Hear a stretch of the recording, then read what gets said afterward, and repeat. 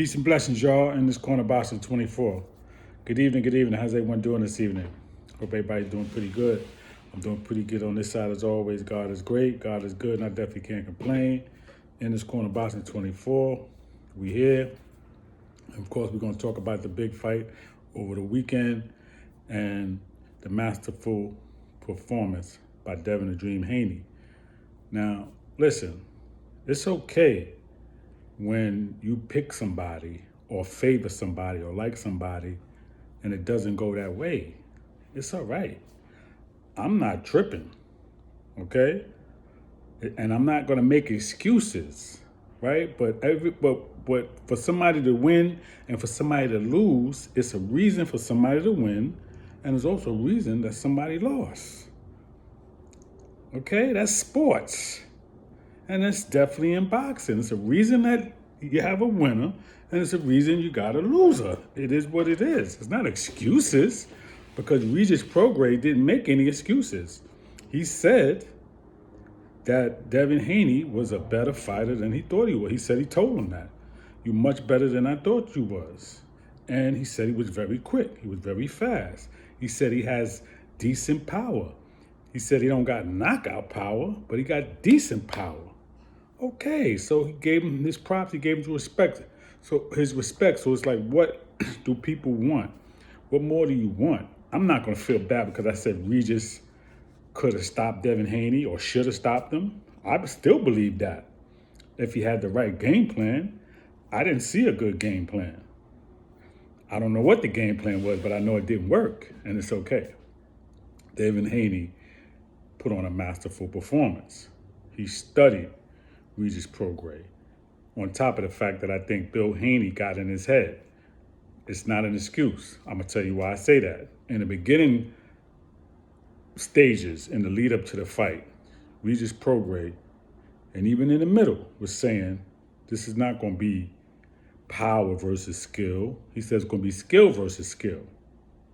This is what Regis Prograis said. If you look at the lead up to the fight, he was talking about it's going to be skill versus skill. I got skill too. Then towards the end, the last 2-3 weeks leading up to the fight, after Bill Haney was getting in his head and saying things, and in particularly after the last press conference and the weigh-in, you saw it was different body language and different verbal language coming from Regis, where he was just like, yo, I'm gonna knock you out. I'm gonna hurt you. I'm gonna hurt you. I'm gonna hurt you, boy. I'm gonna hurt you, little boy. You know, his language changed, his body language changed, and it's like, be careful what you say. So it's like, okay, now I'm talking about I'm gonna hurt you, I'm gonna hurt you, I'm gonna hurt you. Now we're talking about I'm going in there to fight. And he said it, right? He said, you come in the box and I'm coming to fight. So his change, and because he changed his language, that had an effect on how he was fighting. He wasn't able to hurt him because he couldn't even hit him, right? Now, they studied Regis Prograis. Devin Haney said before the fight. He said it at the press conference. You flat-footed. He said at the weigh-in. You flat-footed. You can't fight. You flat-footed. You don't move. Okay, so they knew that. So that was an advantage to them. So even though I said, well, Regis Prograis could stop him, he could hurt him because he got that power, I believe he could have if he had the right game plan. But as we saw in the fight, he wasn't, what was he doing? He was moving his head, but his feet wasn't moving. So how you moving your head, but your feet is in the same place? You're not moving, right? He wasn't throwing no feints. He wasn't doubling up the jab. And again, in the first couple of rounds, he was actually hitting him with the jab. He was closing the distance in the beginning. He was in front of him because Devin Haney was in front of him too, right? So he was able to hit him with the jab with the right hand. But then after he got knocked down, all that went out the window. And it was not to me that he was afraid. Some people say, well, he was afraid to get, no, man, he'd been knocked down before. He's not afraid, wasn't afraid. He just was unorganized. He didn't know what to do. That's what it was. It wasn't about afraid. It was like, damn, bro, this dude is boxing. He's hitting me at will, and I'm too slow. I can't hit him. And that's really what it was. When Devin Haney saw, because he didn't really touch him to know if he had power or not, right? But once he saw after the third, fourth round, like, wait a minute, this dude is slow, man. He can't keep up with me. I could move around the ring, I could do what I want to do. I could hit him 1, 2, 3, get out, move out. He ain't got nothing for me. So once he saw that, it was a wrap. And then and Regis saw it too. Damn, I'm too slow for this dude. This dude too fast for me. I can't really do nothing with him, so I just got to try to see if I can get him one shot. But he didn't do that good enough. He didn't try to feint his way in, feint and see. Okay, let me fake. You know, he didn't do that. He didn't try to jab his way in. He didn't try to elbow him or push him or try to get rough with him. He was just discouraged after the fourth, fifth round. The middle of the fight, bro. So going into the second half of the fight, man, he was already discouraged, man. It was like he couldn't do anything else. So Devin Haney did what he did, man. He put on a hell of a performance. And it was a smart business move by him and his father. He beat a 140-pounder. He got him a belt. And now he's off to big and better things. Now, as far as Regis is concerned, he's not a bad fighter. Okay?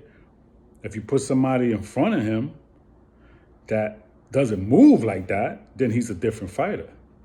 But if you got a mover, a boxer, like Devin, like Shakur, like Tank, it's different. And Tank is different on another level because Tank can engage with you and then hurt you. So he's even different on another level, but let's not get it twisted. Devin Haney knocked him down. Devin Haney put some good shots together, and I do believe at 140 he's going to show a little bit something different with his power. I believe he, because he's not having to go down to 135. So if he's coming in at 154, he's taking off less weight to do that. I mean, I don't know what his weight is. I don't want to say 154, but I'm thinking that he was weighing in the 150s, early 150s on fight night. So that means he's not taking off 20, 25 pounds to go to 135. He's taking off 13 or 14 pounds, which is much better for him, right? Even if it's 10, that's great. So yeah, his power should be a little bit better. So if you put Regis in there with somebody that is going to be right in front of him, then he's a different fighter. But a boxer, he can't really deal with that. And that's what Devin is. So now, what's next for Devin? I mean, he's talking about 147. I'm not going to really speak on that. I think he got business at 140 that he could fight. I think you got Teofimo Lopez. I think you got Gary Antoine Russell. I think Teofimo Lopez would be a good fight, 50-50 fight. Gary Antoine Russell is a rough dude. He throws a lot of punches. He's not going to fight like Regis Prograis. He's going to keep coming, and he's going to be throwing shots from different angles. He's going to be rough with you. So that's going to be a good fight for Devin Haney. If he beats a Gary Antoine Russell, man, I mean, I think 140 is a wrap for him. I don't think nobody else could really beat him. If he could beat that dude, that's going to be something. But again, styles make fights. I think the toughest fight stylistically at 140 for him is Teofimo Lopez. But if he can beat Gary Antoine Russell, man, that's going to speak volumes. That's going to say a lot. But look, he came in the door beating a rough, tough fighter like Regis Prograis, so you just got to give him his props for that. And Regis Prograis got some work to do, man. If he's going to fight differently, if he's going to take it to another level, he got to move his feet. He got to learn to throw feints. He got to double up his jab. He got to go to the body. He got to learn. He got a short reach, 67, but you got to work your way inside. How do you work your way inside? You got to do it with the jab. Even if your feet is not the fastest, man, you got to work it. That's what you got that heavy bag for, man. Use that heavy bag, man. That's your opponent, man. And work your way in. So you got to step in. Step in, step out. But you got to step in, man, little by little. If you ain't got the best footwork, man, you got to be able to get inside, man, and close that distance. So that's something he got to work on so he can get better. Devin Haney, I mean, listen, man, he didn't even have to use the jab as much with Regis Prograis like he did with Lomachenko, because Lomachenko's a mover. So he was trying to keep him at bay. But he didn't use the jab as much. He didn't clinch as much. And he was able to just basically do what he wanted to do because Regis Prograis was just too slow. So, congratulations to Devin Haney. And Regis Prograis, keep your head up, man. Keep your head up, bro. It's one fight. You got 2 losses now out of 30 fights. Still a good record. You still got them 24 knockouts. And this you came to fight. You didn't give up. You kept fighting. You kept trying, and so nobody could knock you for that. All right. So both fighters got to go home to their families, and that's what's most important. So that's all I really got, y'all. Peace and blessings in this corner boxing 24. Please subscribe to the page. Please leave a comment. Let me know how you feel. Everybody enjoy the rest of the evening. Peace.